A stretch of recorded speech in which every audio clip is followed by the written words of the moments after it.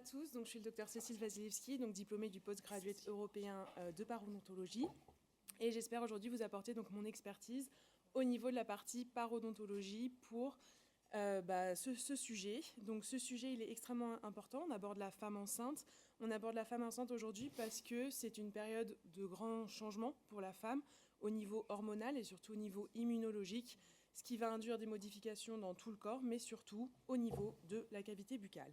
Donc il est important que nous, en tant que praticiens, on sache quelles vont être les modifications chez ces femmes durant les 3 trimestres de gestation pour pouvoir anticiper tous les problèmes parodontaux. Donc aujourd'hui, on va commencer par revoir la physiopathologie générale des maladies parodontales. Pourquoi est-ce que la grossesse favorise l'apparition des maladies parodontales? Ensuite, on se focalisera vraiment sur les modifications hormonales de la grossesse. Et dans un second temps, on verra les complications possibles de la grossesse et surtout, quel est l'effet des maladies parodontales sur les complications de la grossesse. Et on terminera par voir la prise en charge de la femme enceinte au cabinet dentaire. Te rapprocher peut-être. Ah, désolé, excusez-moi. Ah oui, c'est qu'il faut être très très proche. Merci beaucoup. Donc, on ne peut pas voir l'écran. Ok, donc, vous le savez tous, l'étiologie des maladies parodontales, c'est la plaque.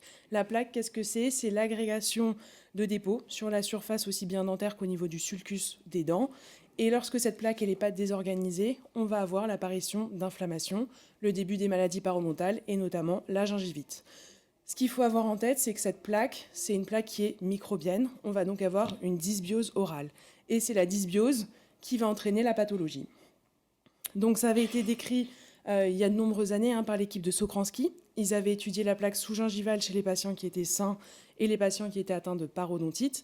Et ils ont décrit des complexes bactériens, avec notamment des complexes rouges, des complexes qui sont anaérobies et qui ont été montrés comme étant plus virulents et beaucoup plus présents chez les patients ayant des parodontites.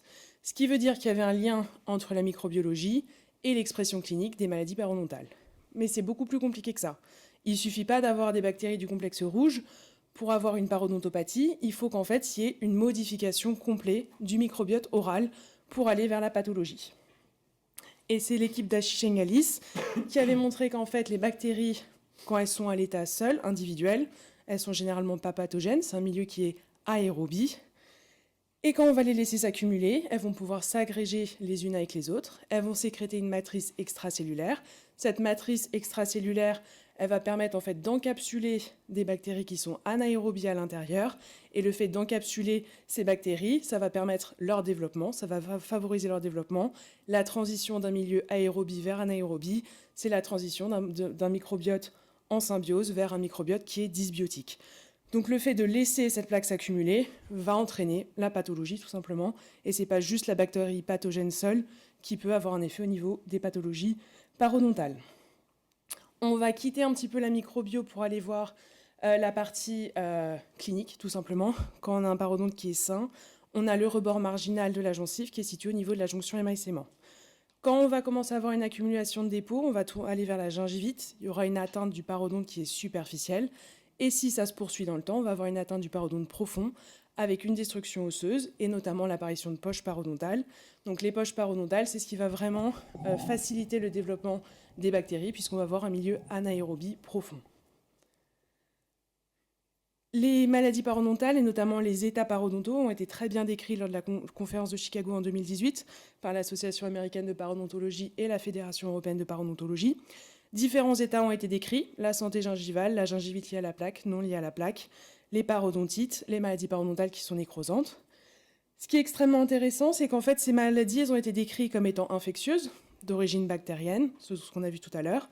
Elles sont inflammatoires et surtout, elles sont multifactorielles.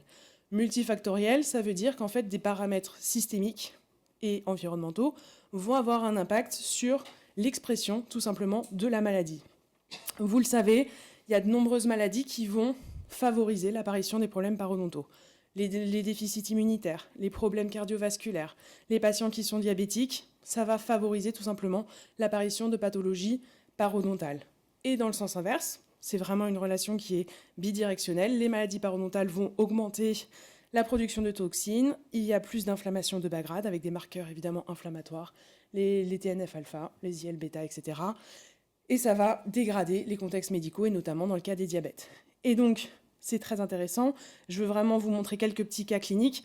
Là, ce sont des patients qui avaient tous des pathologies systémiques, qui ont entraîné des expressions gingivales qui sont surexprimées par rapport à d'autres patients.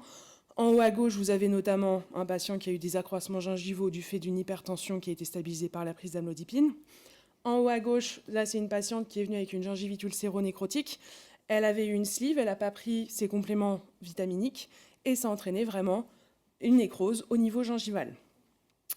En bas à gauche, vous avez un patient qui avait une insuffisance rénale chronique, avec évidemment des accumulations de tartre et de dépôts, mais chez un patient sain, on n'aura certainement pas eu la même expression au niveau de la gencive. Enfin, un cas que vous pouvez rencontrer certainement beaucoup plus fréquemment, une patiente qui avait tout simplement un état prédiabétique, avec bien sûr un petit encombrement au niveau de ses incisives. Ça a flambé, et c'est vraiment ces signes qui doivent nous montrer que le patient il est en mauvaise santé, et c'est pour ça que la parodontite elle a pu s'installer. Donc c'est extrêmement important d'avoir en tête qu'il faut certes qu'il y ait de la plaque, c'est l'élément clé au niveau des maladies parodontales, mais il faut surtout prendre en compte la notion d'hôte permissif. Notre patient, son état de santé général va permettre le développement de la maladie parodontale. Là aussi, c'est un schéma qui a été tiré donc, de la classification de 2018 et qui est très clair, qui nous montre en fait qu'il y a beaucoup de facteurs environnementaux et notamment systémiques qui peuvent entraîner et favoriser le développement des maladies parodontales. Et dans cet article, il mentionne notamment la grossesse par l'augmentation des hormones stéroïdes sexuelles. Oui, c'est ça. Donc, pourquoi est-ce que la gencive va changer pendant la grossesse? Tout simplement parce qu'on va avoir une augmentation du taux d'hormones de grossesse et notamment une augmentation des œstrogènes et de la progestérone.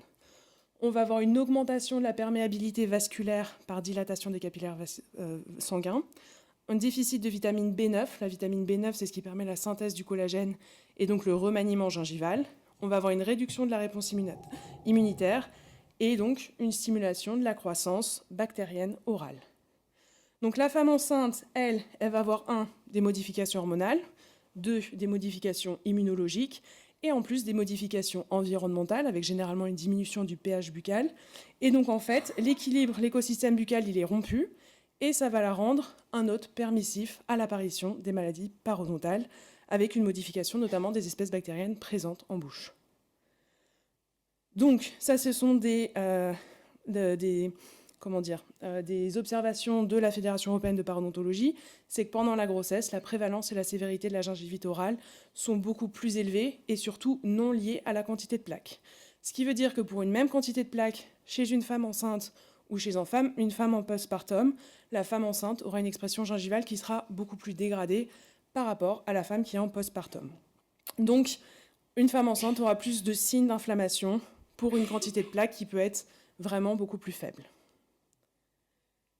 Les 3 pathologies les plus fréquentes que vous retrouverez chez les femmes enceintes, c'est 1, la gingivite gravidique, deuxièmement l'épulie, et ensuite c'est la transformation beaucoup plus rapide de la gingivite en parodontite chez ces femmes enceintes.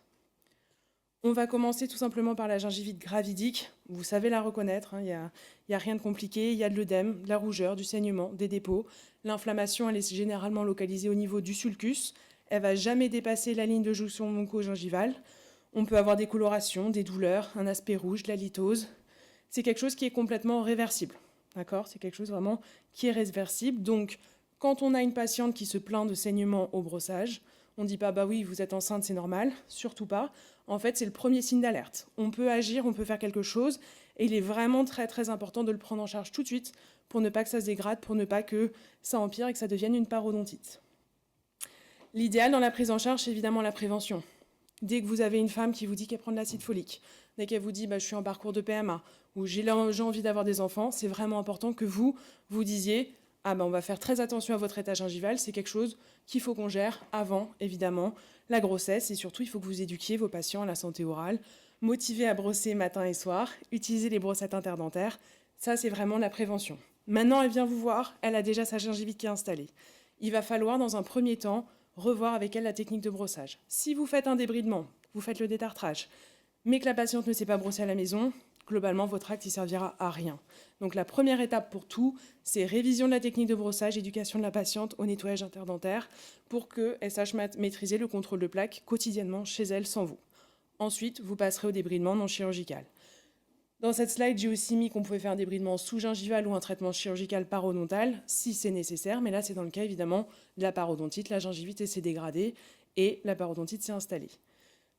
Troisième étape, indispensable, il faudra qu'il y ait un suivi thérapeutique. Vous ne pouvez pas juste expliquer le brossage, faire le débridement et dire bon courage pour votre grossesse, on a hâte de vous revoir après. Non, il faut que vous suiviez la patiente parce que tout peut se dégrader, continuer à se dégrader au cours de la grossesse, donc il faut vraiment suivre vos patientes et les motiver quotidiennement, dès que vous les voyez régulièrement, pour bien brosser.